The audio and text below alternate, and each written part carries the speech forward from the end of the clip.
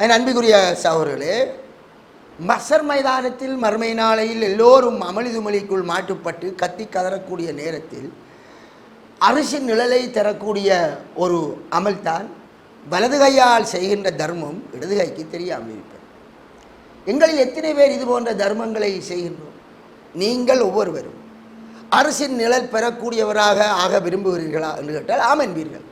அப்படி என்றால் இன்றிலிருந்து இந்த அமலை கடைபிடிக்க பாருங்கள். எப்படி?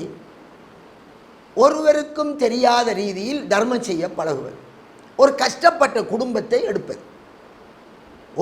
ரொம்பவும் கஷ்டத்தில் இருக்கிறார்கள், அவர்களுக்கே தெரியாமல் அவர்களுடைய அக்கௌண்டை எடுத்து அவர்களுக்கு ஒன்று காசு போடுவது. அது ஏதோ அவர்களுக்கு தெரிந்தவனோட அக்கௌண்ட் எடுப்பேன், அவங்களுடைய அக்கௌண்ட்டுக்கு ஒரு காசு விழுந்துக்கிறீங்க. இது தர்மம். எப்படி செய்யலாம்? அல்லது அவர்களுக்கு அக்கௌண்ட் இல்லாதவர்கள், அப்படி அவர்களுக்கு அனுப்ப வாய்ப்பில்லை, நீங்கள் கொடுப்பது அடுத்தவருக்கு தெரியாத தர்மம்.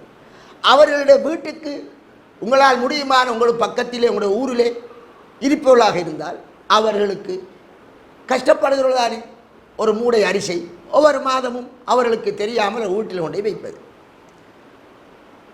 வீட்டுக்கு முன்னால் வைத்தால் எங்கிருந்து வந்தேன்னு பயப்படுவது தானே. இது உங்களுக்கு தர்மம், சாப்பிட்டு விடுங்கள் என்று நாம் ஒரு துண்டை எழுதி வைத்து விட்டால் தைரியமாக சாப்பிடுவார்கள்.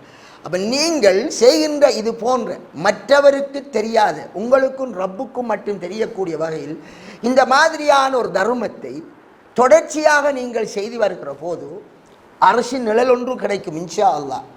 இரண்டாவது விடயம், உங்களுடைய பாவங்கள் அல்லாஹ் அப்படியே அழித்து விடுவார். தர்மம் என்பது பாவங்களை அழிக்கும். தர்மம் என்பது உங்களுக்கு வரக்கூடிய முசீபத்துகளையும் அல்லாஹ் அதன் மூலமாக இல்லாமல் ஆக்குவார். அதனால் அரசின் நிழலை பெறுவதற்காக இந்த அமலை இன்றிலிருந்து தொடராக மரண பரியந்தம் அதை செய்து வர பாருங்கள். இந்த உரையை கேட்பவர்கள் அடுத்தவர்களுக்கும் இதை ஷேர் பண்ணுங்கள். ஒவ்வொருவரும் இதை கொண்டு அமல் செய்யுங்கள். அல்லாஹ் நம் அனைவரையும் அந்த கூட்டத்தில் சேர்த்தருவார்.